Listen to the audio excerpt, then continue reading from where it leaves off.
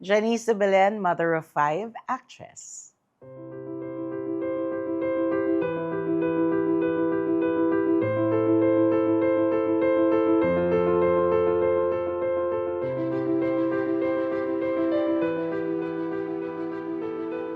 Wow, nabigla ako dyan Joy of motherhood, I think it's being able to mold people, to be able to take care of children and see how they grow up.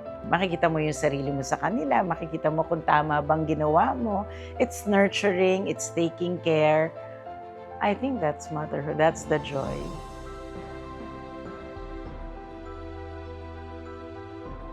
At 18, alam mo nung una, syempre, when you're that young, you don't think of the hardships, you think of the joy it will bring you. I'm excited, I'm going to be a mom, somebody else depending on you. Masarap na mahirap because I was only 18 years old. But it was so joyful to have my baby, when you hold your baby for the first time in your arms, when you hug your baby. Siyempre, mahirap yung gumigising sa gabi kasi magpapadede ka, di ba? Pero yung mas magandang joy comes way after. When now that he has a family of his own and I see him raising his own children, iba rin yung joy na binibigay mo.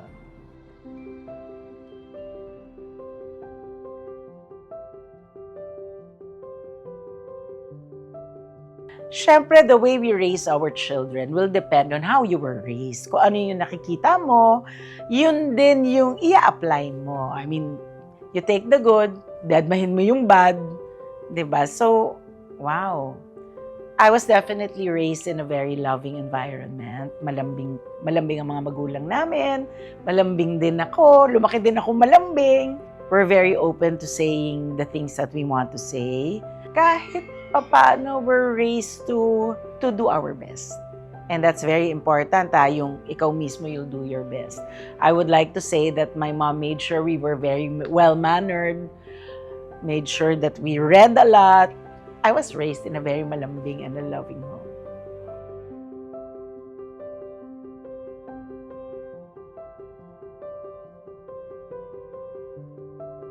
Of course, I'm sure everybody knows that I have been a single parent for most of my life, for most of my children's life. Yun yung pinakamahirap, to be a single parent to 5 kids.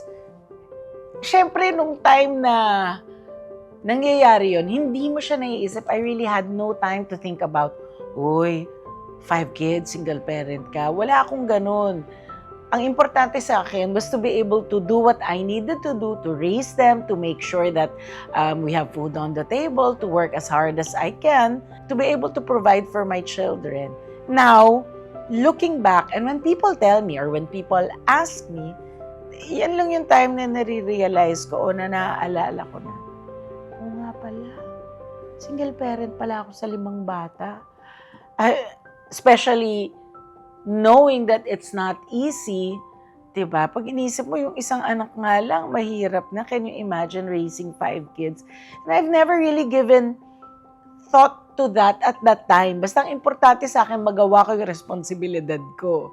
Magawa ko to spend as much time as I can with my children and make sure that they are raised well.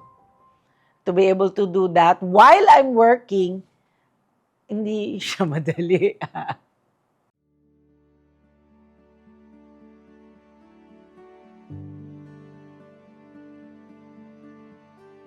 You know, when your children are small, parang medyo mas madali ng konti kasi they depend on you for everything. Plus, lahat ng natutunan nila from you galing.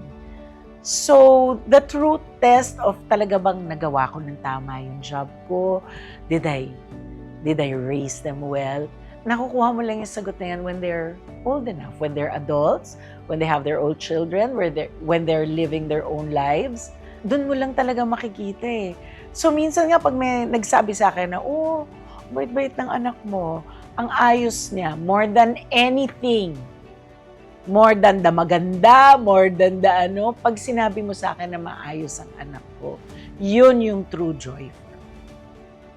Kasi that means, oh, I did a good job pala. Tama pala yung mga ginawa ko.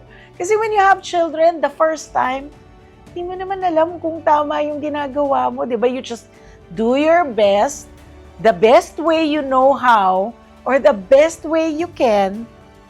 Hindi mo naman alam kung ano, hindi mo naman sure ang outcome eh. Hindi mo naman sure. And now that they're adults, I see them, they have different lives. 4 of them no longer live with me. And just hearing na sinasabi ng mga tao, uy, ang ayos ng anak mo. Ay, okay na ako doon. Thank you.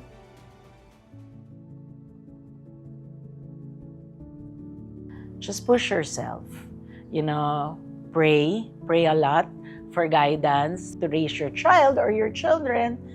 Pinaka-importante, di ba lagi nila sinasabi, quality time versus quantity. Hindi yun true exactly. Quality time in any quantity. Try to spend as much time with your children as you can. I always say, habang bata sila, tayo yung pinakakailangan nila. Tayo yung number 1 sa buhay nila. Pero syempre, when they start going to school, nagkakaroon na yan ng ibang influences. Nagkakaroon na sila ng ibang kaibigan. Nagkakaroon na sila ng ibang nakikita na feeling nila tama. As long as you are there for them every step of the way, never lose hope. Minsan nakakapagod, minsan parang feeling mo, tama pa ba ito? Or minsan, pag nag-aaway na kayo, pag meron na kayong differences of opinion, syempre nandun yung, kaya ko pa ba ito? Talaga ba? Bakit ganito? Your children will always come back to you. Totoo yun Sa una, ikaw ang pinaka-importante. Hanggang sa yung ranggo mo sa listahan nila, pababa ka na ng pababa. Kung dati top 1 ka, aabot ka sa pinakadulo ng listahan nila. Okay lang yan. They're your children. And at some point, hahanap-hanapin ka pa rin nila.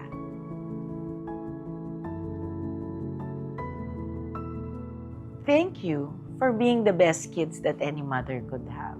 Again, all the sacrifices, all the hirap, all the uncertainties that we have experienced as a family, I will always say thank you. Because to me, they will always be the best. They will always be the best children.